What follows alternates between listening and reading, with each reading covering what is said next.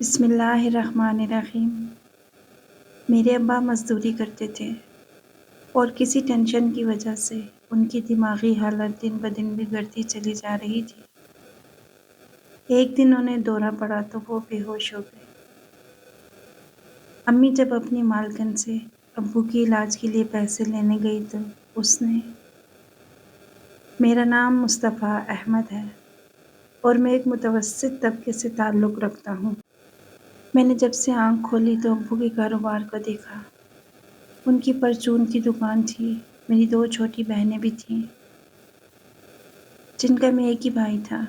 میرے ماں باپ مجھ سے بہت محبت کرتے تھے، لیکن پھر ہمارے ہنستے بستے گھر کو کسی کی نظر لگ گئی اور ابو کا کاروبار بکھر سا گیا۔ یہاں تک کہ ایک حادثے میں ابو ایک ہاتھ سے معذور ہو گئے۔ اسی چیز کا ڈپریشن لے کر وہ گھر بیٹھ گئے اور امی سے کہنے لگے کہ اب مجھ سے کمایا نہیں جاتا، تم ہی لوگوں کے گھروں میں جا کر کمانا سیکھ لو، میں کما کما کر تھک گیا ہوں، میں تو اس زندگی سے بیزار سا ہو گیا ہوں۔ ابو کی دماغی حالت ٹھیک نہیں تھی، وہ بالکل عجیب سے ہو گئے تھے۔ میں اس وقت صرف 6 برس کا تھا۔ پھر امی کو ہمت کرنا پڑی اور وہ لوگوں کے گھروں میں کام کرنے کے لیے جانے لگی۔ ابو کی دماغی حالت روز بروز بگڑتی چلی جا رہی تھی، یہاں تک کہ ایک دن امی لوگوں کے گھروں کا کام کرنے کے لیے نکلی تو پیچھے سے ابو کو دماغی دورے پڑنے لگے۔ وہ بالکل بے ہوش ہو گئے۔ جب امی کو پتہ چلا تو وہ دوڑی چلی آئی۔ امی نے جب دیکھا کہ علاج کے لیے ہمارے پاس پیسے موجود نہیں ہیں تو وہ سیدھا اپنی مالکن کے پاس گئی اور کہنے لگی کہ میرے شوہر سخت بیمار ہیں، انہیں علاج کی ضرورت ہے، جبکہ ہمارے پاس اتنے پیسے نہیں ہیں۔ اتفاق سے مالکن نے کچھ پیسے امی کو دیے۔ امی فوراً سے ابو کو لے کر ہسپتال چلی گئیں، جہاں ان کا علاج ہوا۔ ڈاکٹر کو ساری صورتحال بتائی گئی تو اس نے بہترین علاج کیا اور یوں ابو پہلے کی طرح تندرست ہو گئے۔ ان کی دماغی حالت بھی کافی بہتر ہو گئی تھی۔ حالت بہتر ہوتے ہی انہیں دوبارہ سے کاروبار کی فکر ستانے لگی، جبکہ ہمارے پاس اتنے وسائل نہیں تھے کہ ایک بار پھر سے ابو کوئی کاروبار شروع کر سکیں۔ اس وقت میں پڑھ رہا تھا۔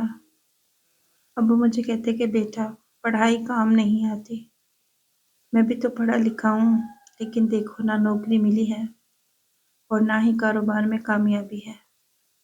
میں ابو کی بات کا کوئی جواب نہ دیتا تھا، کیونکہ میں ان کا دل دکھانا نہیں چاہتا تھا، لیکن میں اپنی عادت سے مجبور تھا کہ مجھے بہت زیادہ پڑھنے لکھنے کا شوق تھا اور میں اس بات پہ یقین رکھتا تھا کہ محنت کبھی ضائع نہیں جاتی، وہ آپ کے پاس پلٹ کر ضرور آتی ہے کسی انعام کی صورت میں۔ اور مجھے بھی یقین تھا کہ ایک دن میں پڑھ لکھ کر ایک بڑا افسر بنوں گا، تب میں ابو کو بتا سکوں گا کہ ابو، اگر آپ کی قسمت میں ناکامی لکھی تھی اور آزمائش لکھی تھی تو اس کا مطلب یہ نہیں ہے کہ اس میں پڑھائی قصوروار ہے یا ڈگری کی کوئی اہمیت نہیں۔ لیکن اس وقت میں چھوٹا تھا، ابو کو یہ ساری باتیں نہیں سمجھا سکتا تھا۔ جب میں 12 سال کا ہو گیا تو ابو چاہتے تھے کہ میں ان کے ساتھ کوئی کام کاج شروع کر دوں، لیکن میری ضد تھی کہ میں پڑھائی کروں۔ ہم دونوں باپ بیٹوں کی یہ ضد دیکھ کر امی چڑ سی جاتی تھی اور ابو سے کہتی تھی کہ آپ نے اپنی زندگی کے تجربے کر لیے، اب میرے بیٹے کو اس کی زندگی کے تجربے کرنے دیں، ابھی اس کی پڑھائی کی عمر ہے، اسے آپ کہاں کام کاج میں جھونکیں گے، کام کاج میں کر تو رہی ہوں، آپ بھی کوشش کریں، کوشش سے ہی ہمیں انشاءاللہ ضرور کامیابی ملے گی، اور اب آپ ویسے بھی صحت یاب ہو چکے ہیں، آپ کو کسی ایسے کام میں ہاتھ ڈالنا چاہیے جو ہمیں فائدہ دے اور جس میں محنت بھی کم ہو، اور اگر کوئی آپ ایسا کام کریں گے جس میں میری محنت کی ضرورت پڑے تو میں بھی وہ کام کروانے کے لیے آپ کے ساتھ تیار ہوں۔ امی کی بات سن کر ابو بے چین ہو گئے اور امی سے کہنے لگے کہ تمہاری بات اپنی جگہ بالکل ٹھیک ہے، کیسے زندگی کے اس مرحلے میں کوئی پریشانی نہ ہو۔ میں چاہتا ہوں میرے بیٹے کو کسی مشکل کا سامنا نہ کرنا پڑے، لیکن جو اس کی مرضی ہے میں اس پر اپنی مرضی مسلط نہیں کروں گا، زور زبردستی نہیں کروں گا۔ لیکن میری ایک شرط ہے، جو کاروبار بھی میں کروں اس میں یہ دن وہ میرے ساتھ کام کرے، باقی رات اس کی ہوگی، رات کو جو بھی کرے، پڑھے یا نوکری کرے، اس کی مرضی ہے۔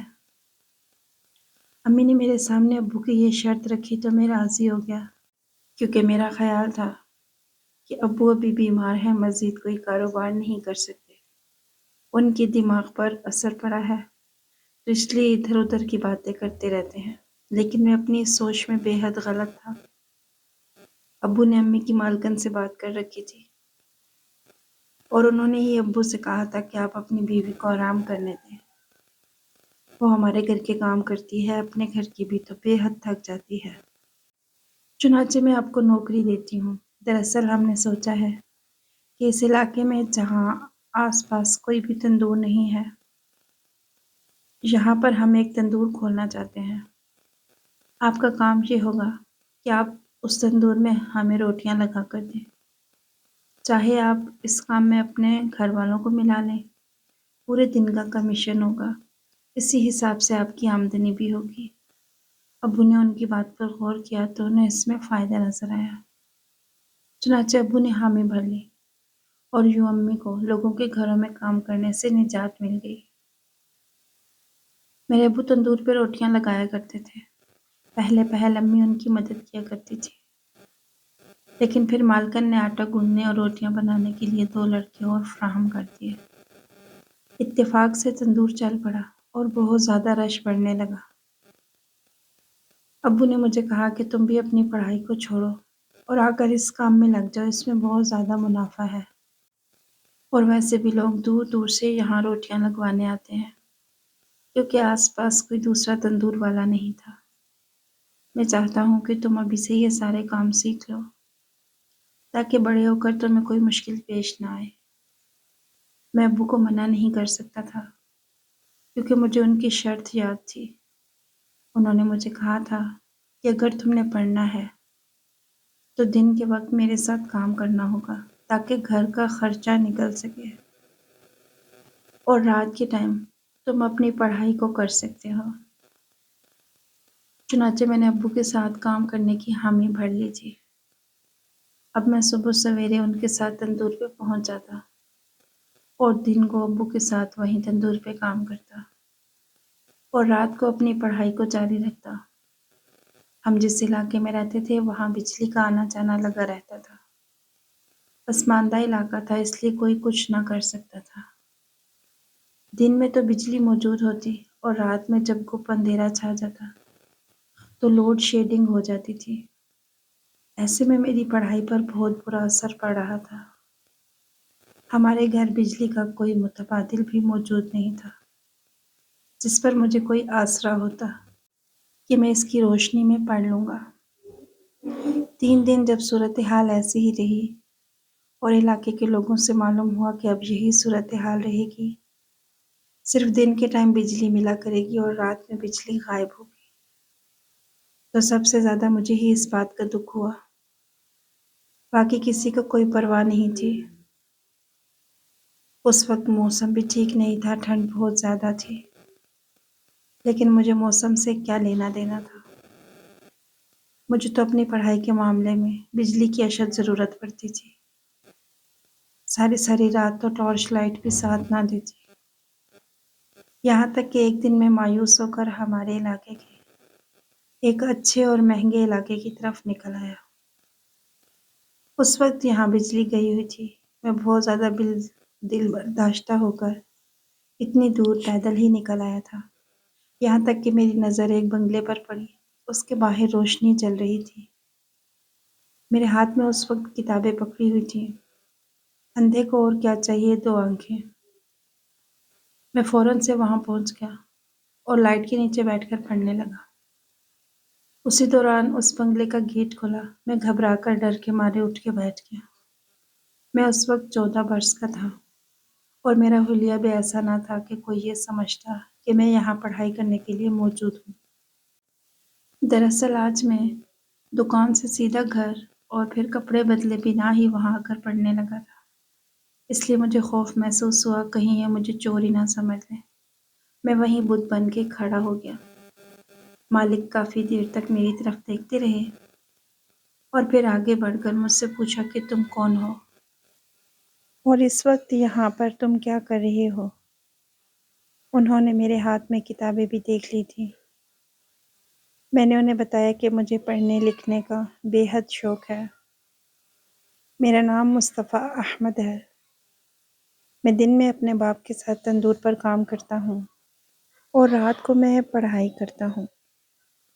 اس وقت میں 10ویں کلاس میں موجود ہوں اور امتحانات شروع ہونے والے ہیں۔ لیکن میں یہ کہہ کر چپ ہو گیا تو وہ بے تابی سے پوچھنے لگے، لیکن آگے بتاؤ نا، تم چپ کیوں ہو گئے؟ میرے اندر اور زیادہ ہمت پیدا ہوئی۔ میں نے انہیں بتایا کہ ہمارے علاقے میں بجلی کا بہت زیادہ مسئلہ ہے۔ صرف دن کے ٹائم بجلی آتی ہے اور رات کو پوری رات غائب رہتی ہے۔ ایسے میں مجھے اپنی پڑھائی کی فکر لگی رہتی ہے کہ میں پڑھائی کیسے کروں گا اور کس طرح امتحانات پاس کروں گا۔ یہ کہتے ہوئے میری آواز رونے والی ہو گئی، کیونکہ مجھے پڑھائی کا بے حد شوق تھا اور میں پڑھ لکھ کر افسر بننا چاہتا تھا۔ میں نے یہ سب انہیں اس لیے بتایا تھا کہ پڑھائی میں بجلی کے بنا نہیں کر پا رہا۔ اسی لیے جب آپ کے بنگلے کے باہر لائٹ جلتی ہوئی دیکھی تو فوراً سے یہاں آ کر بیٹھ کر پڑھنے لگا۔ وہ میری بات سن کر بالکل خاموش ہو گئے۔ چند لمحے مجھے یوں ہی دیکھتے رہے جیسے کسی گہری سوچ میں گم ہو گئے ہوں۔ مجھے ان کی آنکھوں میں آنسو تیرتے ہوئے نظر آئے۔ پھر انہوں نے مسکرا کر میری طرف دیکھا اور کہا، برخوردار، اگر یہی بات ہے تو آج سے میں تمہیں اجازت دیتا ہوں، تم ہر روز یہاں آ کر اپنی پڑھائی کرو۔ اگر تم چاہو تو بنگلے کے اندر آ کر بھی پڑھائی کر سکتے ہو۔ یہ سنتے ہی میں نے انہیں فوراً سے منع کر دیا اور کہا کہ میرے لیے یہی کافی ہے کہ میں اس بنگلے کے باہر جلتی ہوئی لائٹ میں پڑھائی کروں۔ میری بات سنتے ہی وہ مسکرا کر آگے بڑھ گئے، مجھے شاباش دی اور کہنے لگے، بہت اچھی بات ہے بیٹا، تمہارے جیسے نوجوان کو اس طرح پڑھائی کی باتیں کرتے دیکھنا میرے لیے بہت زیادہ خوشی کی اور انوکھی بات ہے۔ ورنہ یہاں جس کو بھی دیکھو موبائل میں سوشل میڈیا کے آگے پیچھے بھاگ رہا ہے۔ آج کل کے نوجوانوں کو پڑھائی سے کوئی زیادہ سروکار نہیں۔ تم تازہ ہوا کے جھونکے ہو جو گرم دھوپ میں اچانک سے چل پڑتا ہے اور انتہائی خوشی دیتا ہے۔ یہ کہتے ہوئے انہوں نے مجھے اجازت دے دی۔ پھر کہنے لگے، میری بیوی اکثر مجھے کہا کرتی ہے کہ اس طرح لائٹ نہ جلایا کریں، آپ تو چور کو دعوت دیتے ہیں۔ لیکن میں اسے کہتا ہوں کہ میرا دل چاہتا ہے کہ یہ روشنی جلتی رہے۔ یہ روشنی میرے دل کو روشن رکھتی ہے۔ جس دن یہ بجھ جائے گی تو میرا دل بھی بجھ جائے گا۔ اور ہاں بیٹا، میری طرف سے تمہیں بھرپور اجازت ہے کہ جب بھی تمہیں ضرورت ہو، بلکہ ایک اور کام کرو، تم ہر روز یہاں آ جایا کرو، میں تمہارا انتظار کیا کروں گا۔ ان کی بات سنتے ہی مجھے اپنی سماعتوں پر یقین نہ آیا کہ بڑے بڑے گھروں میں رہنے والے لوگوں کے دل بھی بڑے ہوتے ہیں۔ میں نے تو اکثر سنا تھا کہ بڑے گھروں میں رہنے والے لوگوں کے دل بہت تنگ ہوتے ہیں۔ زیادہ امیر لوگ صرف اپنے پیسے کا روب دکھاتے ہیں اور اپنا روب جھاڑتے ہیں، لیکن یہ تو کوئی الگ ہی شخصیت کے انسان تھے۔ میں ان کا بے حد شکر گزار ہوا۔ اب یہ میرا ہر روز کا معمول بن گیا تھا۔ میں دن بھر ابا کے ساتھ تندور میں روٹیاں لگواتا اور پھر رات ہوتے ہی یہاں چلا آتا۔ یہ لائٹ ہمیشہ میرے لیے کھلی رہتی، یہاں تک کہ مجھے ایسے لگتا جیسے بنگلے کے مالک میرا انتظار کر رہے ہیں۔ اور جیسے ہی میں وہاں پہنچتا تو کھڑکی سے پردے ہٹنے کی آواز آتی۔ میں سر اٹھا کر دیکھتا تو حیران رہ جاتا کہ وہ وہیں پر کھڑے میرا انتظار کر رہے ہوتے۔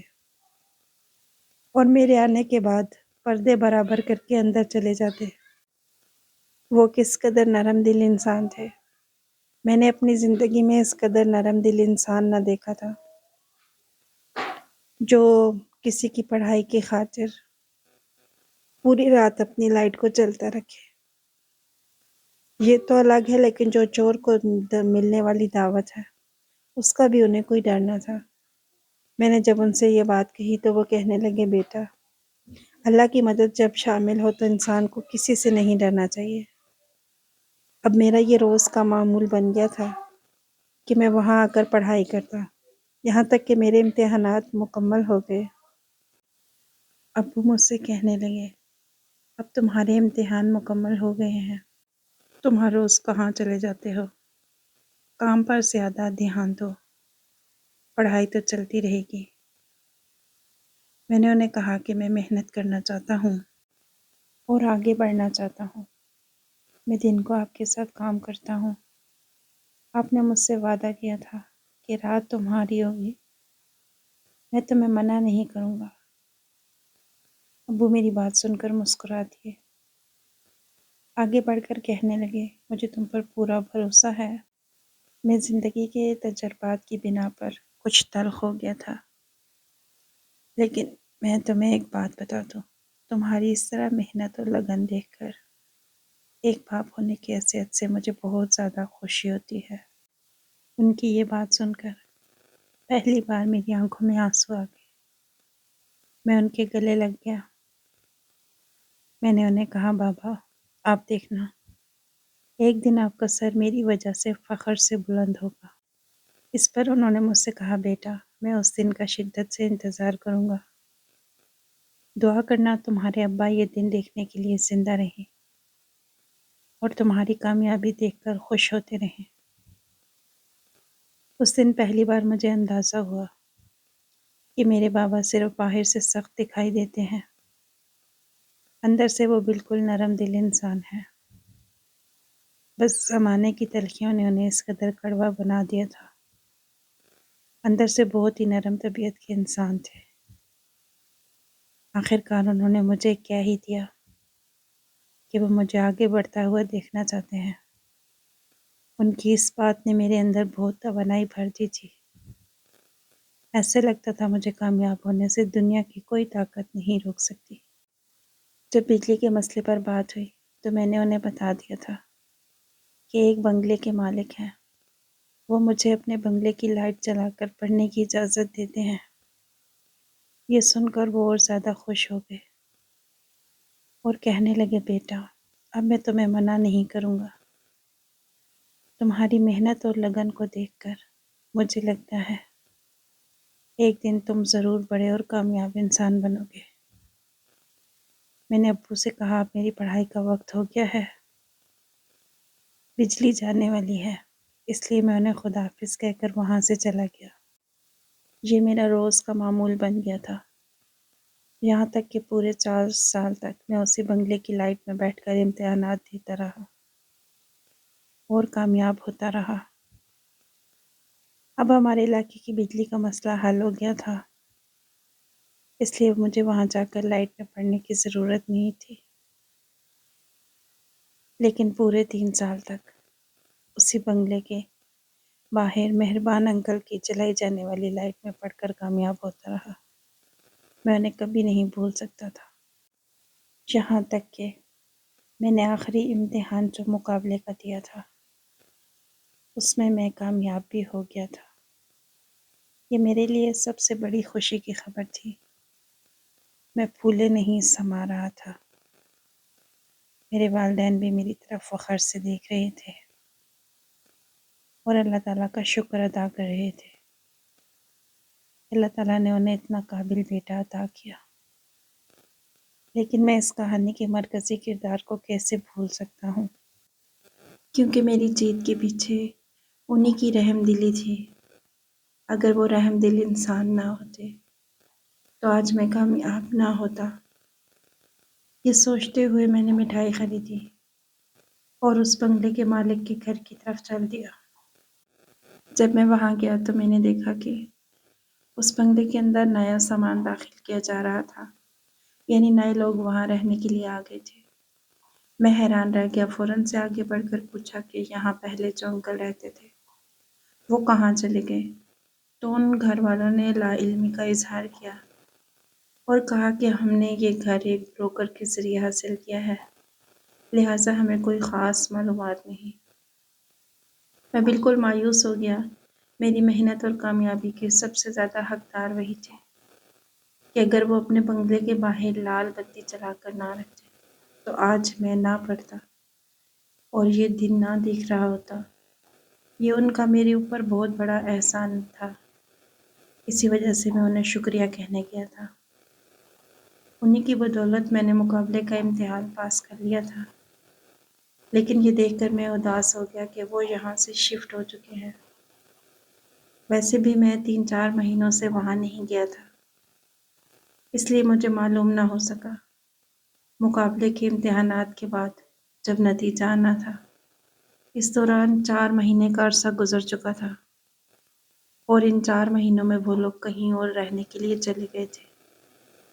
یہ خبر میرے لیے بڑی افسوسناک تھی۔ اب میں انہیں کہاں ڈھونڈتا اور کیسے ان کا شکریہ ادا کرتا؟ میں بے حد اداس ہو گیا اور گھر واپس آ گیا۔ زندگی کے جھمیلوں میں پڑ کر اس بات کو میں بھول گیا اور افسر بن کر اپنی ڈیوٹی انجام دینے لگا۔ یہاں میں آپ کو ایک بات بتاتا چلوں کہ میں نے اپنے والدین کو ایک بہترین علاقے میں گھر لے کر دیا تھا۔ بہنوں کی شادیاں کر دی تھیں۔ اس بات کو 2 سال کا عرصہ ہو چکا تھا اور میں اپنے فرائض انجام دے رہا تھا۔ کبھی کبھی اکثر مجھے انکل کی بات یاد آ جاتی تو میں بے اختیار مسکرا دیتا۔ اللہ تعالیٰ سے دعا کرتا، یا اللہ، زندگی میں ایک بار مجھے ان سے ضرور ملوائیے گا، کیونکہ میں ان کا شکریہ ادا کرنا چاہتا ہوں اور وجہ پوچھنا چاہتا ہوں کہ آخر انہوں نے میری مدد کیوں کی تھی۔ نہ جانے کیوں مجھے ایسے لگتا تھا جیسے ان کی مدد کے پیچھے کوئی راز تھا۔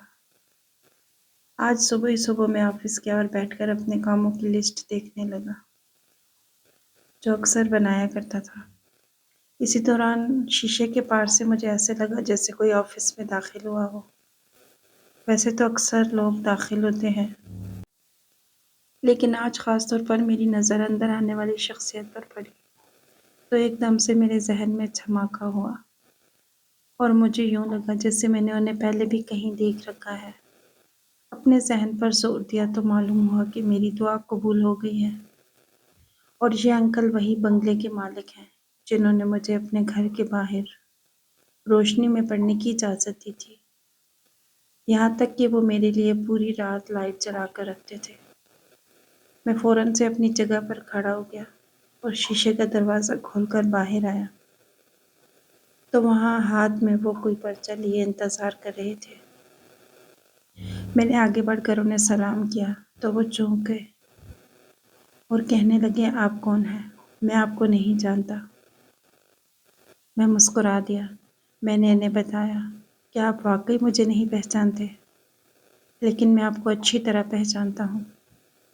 میں آپ کا شکریہ ادا کرنا چاہتا ہوں اور میں آپ کو بتاتا چلوں کہ میں کون ہوں۔ میں وہی لڑکا ہوں جو آپ کے بنگلے کے باہر روشنی میں بیٹھ کر ساری رات پڑھتا تھا، اور آج آپ کی اسی مہربانی اور رحم دلی کے باعث میں آفس میں بیٹھ کر افسر بن کر ڈیوٹی سر انجام دے رہا ہوں۔ یہ بات سنتے ہی ان کی آنکھوں میں آنسو تیرنے لگے۔ میں نے آگے بڑھ کر ان کے ہاتھ چوم لیے اور انہیں کہا کہ جب میرا مقابلے کا امتحان کا نتیجہ سامنے آئے اور معلوم ہوا کہ میں یہ امتحان پاس کر چکا ہوں تو میں فوراً سے مٹھائی کا ڈبہ خرید کر آپ کے گھر پر آیا، لیکن تب مجھے پتہ چلا کہ آپ کہیں اور شفٹ ہو گئے ہیں۔ انہوں نے مجھے مبارکباد دی اور کہنے لگے، بیٹا، آج تم نے صحیح معنوں میں میرے دل کو راحت اور سکون بخشا ہے۔ مجھے تمہاری خوشی اور کامیابی کا سن کر اپنے اندر سکون سا اترتا ہوا محسوس ہوا ہے اور ایسے لگا ہے جیسے میری برسوں کی ریاضت کو جواب مل گیا ہو۔ انہیں اس طرح خوش ہوتے دیکھ کر آخرکار میں نے ان سے وہ سوال کر ہی لیا جو کئی عرصے سے میرے دل میں موجود تھا۔ میں نے ان سے کہا انکل آخر ایسی کیا وجہ تھی کہ آپ نے مجھے اپنے گھر کے باہر روشنی میں پڑھنے دیا اور مجھے بالکل بھی غلط نہ سمجھا۔ میرا سوال سن کر وہ چونک سے تھے اور میں بالکل اپنی جگہ پر جیسے جم گیا۔ انہوں نے کچھ دیر توقف کیا یعنی خاموش رہے، پھر کہنے لگے بیٹا تمہیں دیکھ کر مجھے اپنے بیٹے کی یاد آتی تھی۔ میرا بیٹا بھی جوان تھا، اسے بھی تمہاری طرح سے بہت زیادہ محنت اور لگن کے ساتھ کامیابی ملنے کا شوق تھا۔ اسے کامیابی حاصل کرنے کا جنون تھا، لیکن اس کی قسمت میں یہ سب کچھ نہیں تھا۔ یہاں تک کہ وہ مقابلے کا امتحان دینا چاہتا تھا اور اس نے دیا بھی، لیکن ہمارے ہاں سفارشی نظام نے اسے ناکام قرار دے دیا۔ اس بات کو اس نے اتنا صدمہ لیا کہ اس نے اپنی جان لے لی۔ یہ بات سن کر میرے پیروں تلے سے زمین نکل گئی اور میرے آنسو بہنے لگے۔ انہوں نے مجھے بتایا کہ وہ بھی اکثر اسی طرح باہر کی روشنی میں بیٹھ کر پڑھا کرتا تھا اور مجھ سے کھڑکی سے باتیں کیا کرتا تھا، تو مجھے بہت اچھا لگتا تھا۔ جب تم نے پہلی بار مجھ سے اجازت مانگی تو مجھے بے ساختہ اپنا بیٹا یاد آ گیا، اور تم نے محنت اور لگن کی بات کی تو میں نے سوچ لیا کہ میں تم پر اسی طرح رحم دلی کا مظاہرہ کروں گا۔ میرا بیٹا نہ صحیح تم ہی صحیح اس امتحان میں کامیاب ہو جاؤ گے۔ تمہارے اندر مجھے اپنا بیٹا دکھائی دیتا تھا، یہاں تک کہ جب 3-4 مہینے امتحانات کے بعد تم واپس نہ آئے تو میرا دل بے چین ہو گیا، اور میں نے تمام لوگوں سے تمہارے بارے میں پوچھا، لیکن یہاں پہ کسی کو بھی کچھ معلوم نہیں تھا۔ اس لیے پھر مجبوراً مجھے اپنا گھر چھوڑ کر جانا پڑا۔ ان کی باتیں سن کر مجھ پر انکشاف ہوا کہ ان کے بیٹے نے اپنی جان خود لی تھی، اسی لیے وہ اس قدر اداس رہتے تھے۔ اور جب انہوں نے مجھے دیکھا تھا تو انہوں نے میرے اندر اپنے بیٹے کا عکس پایا، اسی وجہ سے انہوں نے مجھے پڑھنے کی اجازت دی تھی۔ انہوں نے مجھے یہ بھی بتایا کہ جب میں پڑھا کرتا تھا تو وہ اکثر میرے چہرے کو تکا کرتے تھے، اس سے ان کے دل کو سکون ملا کرتا تھا، ورنہ جس طرح سے ان کے بیٹے نے امتحان میں ناکامی پر خودکشی کی وہ ایک ناقابل یقین لمحہ تھا۔ انہوں نے آگے بڑھ کر مجھے گلے لگایا، مجھے مبارکباد دی اور کہا کہ آج میرے دل کو سکون مل گیا ہے۔ جس دن تم وہاں پڑھنے کی اجازت مانگنے آئے تھے میرے دل نے اسی وقت تمہیں اپنا بیٹا مان لیا تھا، اور آج مجھے فخر ہو رہا ہے کہ تم نے اس قدر اچھا مقام حاصل کر لیا ہے۔ اب تم کو یہ یقینی بنانا ہے کہ کبھی بھی سفارشی نظام کے تحت کوئی کام نہ کیا جائے، ورنہ میرے بیٹے کی طرح اور بھی بہت سے لوگ خودکشی کرنے پر مجبور ہو جائیں گے۔ میں نے انہیں یقین دلایا کہ میں ایسا ہی کروں گا، اس سفارشی نظام کو ختم کر دوں گا جس نے ان کے بیٹے کی جان لی۔ وہ وہاں اپنے کام سے آئے تھے، ان کا کام ختم ہوا تو جانے سے پہلے بھی مجھ سے ملنے کے لیے آئے تھے، اور میں نے انہیں انتہائی عزت و احترام کے ساتھ رخصت کیا۔ وہ ایک ایسے شخص تھے جنہوں نے میرے دل میں جگہ بنا لی تھی۔ میں نے ان سے ان کے گھر کا پتہ بھی لے لیا۔ اب میں ہفتے میں ایک بار ضرور ان سے ملنے جاتا ہوں تاکہ انہیں اپنے بیٹے کی کمی محسوس نہ ہو اور وہ اپنی باقی کی زندگی کو سکون سے گزار سکیں۔ آپ کو ویڈیو پسند آئی تو اسے لائک اور شیئر کیجیے گا۔ اگلی ویڈیو تک کے لیے اللہ حافظ۔